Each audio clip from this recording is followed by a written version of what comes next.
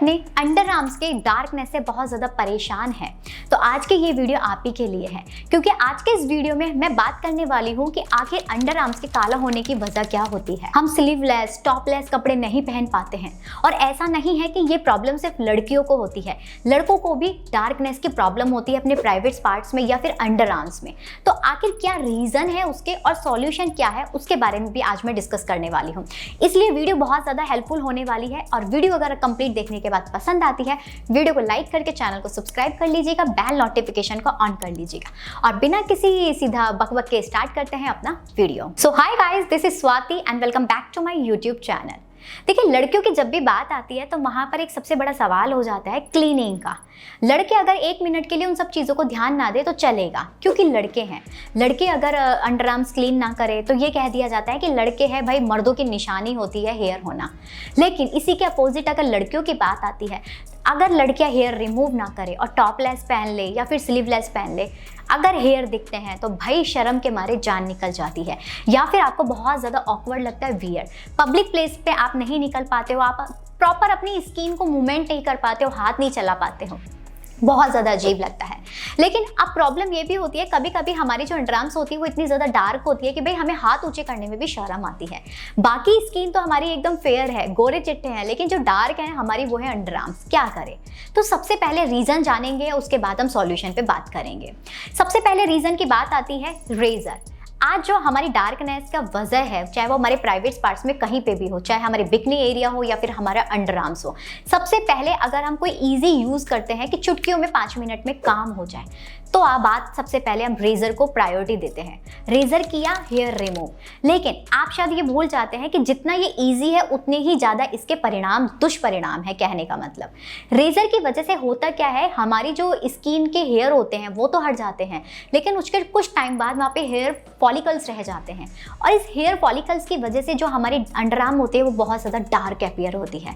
तो कहने का मतलब, जितना कम हो सके आप रेज़र यूज़ कीजिए। रेज़र में होती है ब्लेड। जब ब्लेड हमारी डायरेक्ट स्किन के कांटेक्ट में आती है, क्योंकि जो हमारी अंडर आर्म्स होती है उसकी जो स्किन वो सेंसिटिव होती है, बहुत पतली और सॉफ्ट होती है, तो ब्लेड होती है हार्श, भले ही वो कितनी भी अच्छी ब्रांडेड हो। तो ब्लेड जब डायरेक्ट हमारी स्किन के टच में आती है तो वो डार्कनेस बढ़ाती ही बढ़ाती है। आप यूज़ करिए, ऐसा नहीं है मैं यूज़ नहीं करती। जब हमें फटाफट जाना होता है, कोई ऑप्शन नहीं होता, तो रेज़र किया। लेकिन यूज़ कैसे करना है रेज़र को, ये मैं आगे आपको वीडियो के लास्ट में बताऊंगी। बात करते हैं reason number 2, deodorant, perfume. Summer की जब भी बात आती है, गर्मियों में घर से बाहर निकलते हैं या घर में भी रहे कुछ लोग तो परफ्यूम्स यूज़ करते हैं, डिओड्रेंट यूज़ करते हैं।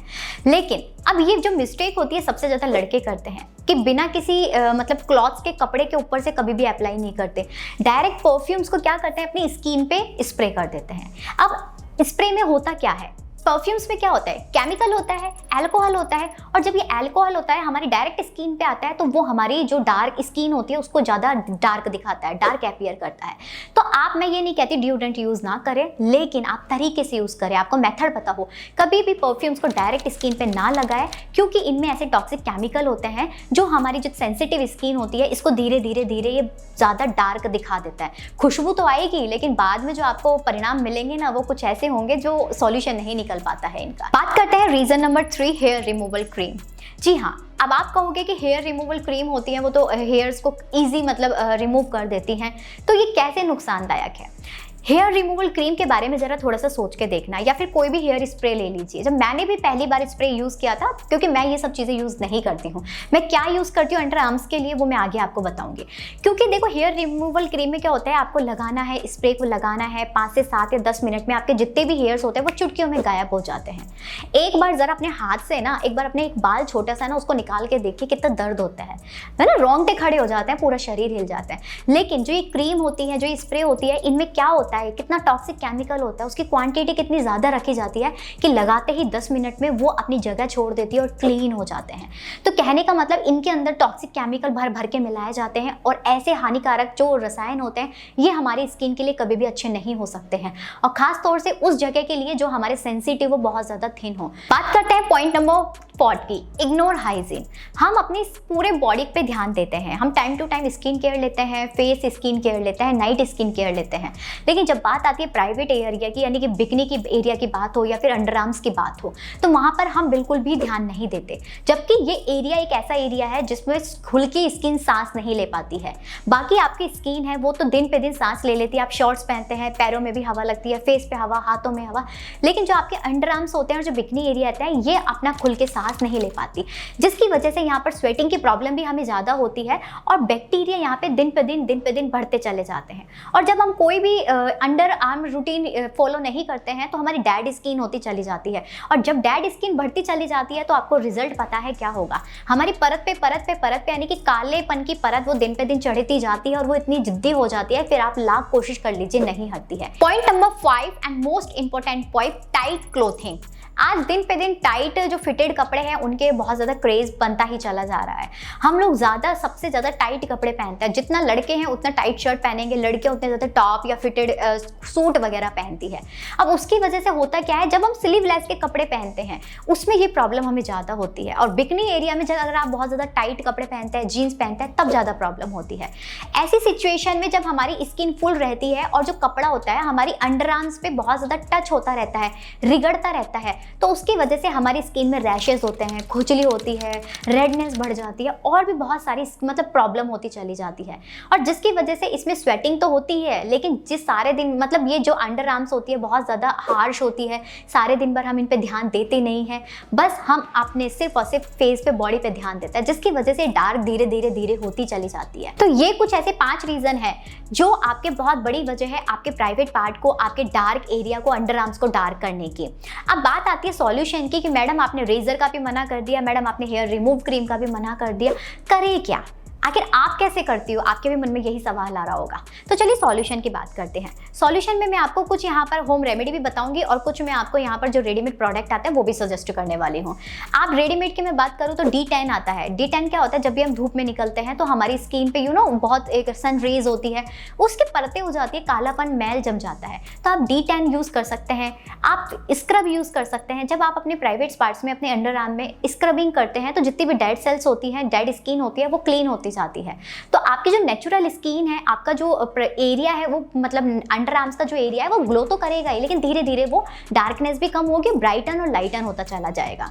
तो ये कुछ ऐसे हैं रेडीमेड सॉल्यूशन। बात करते हैं होम रेमेडी की, जिन्हें हम अपने दादी और नानी के नुस्खे भी बोल सकते हैं। पुराने जमाने में लोग यही किया करते थे, उस टाइम देखो कोई रेडीमेड सॉल्यूशन नहीं होता था।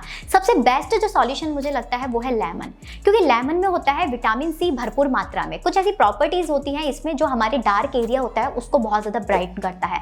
आप क्या कर सकते हो, लेमन के ऊपर आप हल्दी रख सकते हो, टर्मेरिक, ये सबसे बेस्ट ऑप्शन है, क्योंकि जो हमारा जो अंडर आर्म का एरिया बहुत ज़्यादा सेंसिटिव सॉफ्ट है, तो यहाँ पर रेडनेस, ईचिंग वगैरह कॉमन प्रॉब्लम है। लेकिन टर्मेरिक में एंटीसेप्टिक होते हैं, जो आपके बैक्टीरिया होते हैं, बैड बैक्टीरिया, उसको हटा देता है, क्लीन रखता है। और हल्दी के अंदर वो गुण पाए जाते हैं। आप जितनी भी क्रीम्स देखते हो कहीं ना कहीं इसमें टर्मेरिक होता है, वो ऐड ही होता है। अगर आप चाहें तो लेमन में, अगर आपको हल्दी से मतलब बहुत सूट नहीं करती है, प्रॉब्लम है, शुगर ऐड कर सकते हैं। आधा लेमन को कट करो, शुगर ऐड कर दिया, स्क्रब कर लो, क्योंकि शुगर में भी ऐसी प्रॉपर्टीज होती हैं जो आपकी स्किन के मैल को खींच के बाहर निकाल देता है। या फिर आप बेकिंग पाउडर यूज़ कर सकते हैं। थोड़ा सा गर्म पानी में बेकिंग पाउडर लिया, मिलाया, उसमें कॉटन पैड से आपने उसको कवर कर दिया, कुछ देर तक आप रहने दो, क्योंकि बेकिंग सोडा के अंदर भी विटामिन सी या और ऐसी बहुत सारी प्रॉपर्टीज होती हैं जो आपके डार्क एरिया को बहुत ज़्यादा लाइट करती है, बहुत ज़्यादा ब्राइटन अप करती है। और स्टार्टिंग में मैंने आपको बताया था कि आपको रेजर यूज़ नहीं करनी है, लेकिन फिर भी जब हम जल्दबाजी में होती है लड़कियाँ, हमें तुरंत जाना होता है, सॉल्यूशन नहीं मिलता है कोई, क्योंकि वैक्स भी अगर आप करती है तो उसमें टाइम लगता है। वैसे तो सबसे जो मुझे बेस्ट ऑप्शन लगता है वो वैक्स ही है, कि फटाफट से, अब लेकिन घर में भी वैक्स करते हैं तो टाइम लगता है और हमेशा हर वक्त पार्लर में भी जाके नहीं बैठा जा सकता। लेकिन अब वैक्स इसलिए सबसे अच्छा ऑप्शन है, एक तो गंदगी निकल जाती है, हमारी जो एरिया है वो ग्लो करने लग जाता है, और सबसे जड़ से हमारे जो हेयर है वो रिमूव हो जाता है। हेयर जो फॉलिकल्स होते हैं उसकी प्रॉब्लम भी नहीं होती। मुझे मैं सबसे ज़्यादा यूज़ करती हूँ वो मेरा है वैक्सिंग का ही। लेकिन कभी कभी ऐसी प्रॉब्लम आ जाती है कि मैं वैक्स नहीं कर पाती हूँ, तो मैं यूज़ कर लेती हूँ कभी रेजर, लेकिन रेजर मैं बहुत तरीके से यूज़ करती हूँ। ऐसा नहीं है लिया और हेयर रिमूव कर दिया। मैं क्या करती हूँ, कोई भी गर्म गर्म पानी लेती हूँ, गर्म पानी से अपने अंडर आर्म्स को गीला कर लेती हूँ। इससे जो हमारे हेयर होते हैं सॉफ्ट हो जाते हैं और देन उसके बाद में रेजर अप्लाई कर देती हूँ। ईजी भी होगा और साथ में जो ब्लेड होती है वो इतनी हार्ड नहीं होती है, हमारी स्किन को इतनी नुकसान नहीं करती, क्योंकि रेजर जब आप चलाते हो, जब आपने कुछ भी नहीं लगा के रखा, आप ड्राई स्किन पे कर रहे हो तो आपको बहुत हार्ड चलाना पड़ेगा। लेकिन जब वो एरिया आपका सॉफ्ट हो जाता है, गीला हो जाता है, तो हल्का सा लगाने पे भी आपका हट जाता है। या फिर आप कोई भी shaving gel, under arm gel होता है वो भी यूज़ कर सकते हो। तो इस तरह से अगर आप थोड़ा सा ध्यान देते हो, अच्छे अच्छे सॉल्यूशन पे जाते हो, होम रेमेडी आप यूज़ करिए। पोटैटो भी एक बहुत अच्छा ऑप्शन है। जब भी बात आती है काले धब्बों को निशाने की, तो वहाँ पे पोटैटो का जूस सबसे ज़्यादा बेनिफिशियल होता है, सबसे अच्छे इसमें प्रॉपर्टीज़ होती हैं। पोटैटो एक ऐसा मतलब वेजिटेबल है जिसमें ये इतनी पावर होती है कि वो आपके जो डार्क एरिया है उसको लाइटन कर दे, उसको ब्राइटन अप कर दे। तो आई होप इस वीडियो में आपको ये पता चला होगा कि आखिर कौन कौन सी चीज़ें आपको स्किप करनी है, क्या चीज़ों को यूज़ नहीं करना है, और करना है तो उसका सही मेथड क्या है। तो अगर आपको ये वीडियो पसंद आई हो या फिर इससे रिलेटेड अगर आपको कोई भी प्रॉब्लम है तो आप मुझे कमेंट कर सकते हैं, कोई टॉपिक मुझे सजेस्ट कर सकते हैं। और वीडियो पसंद आई हो तो लाइक करें, चैनल को सब्सक्राइब करें, और मिलते हैं फिर किसी नई वीडियो के साथ। तब तक के लिए बाय।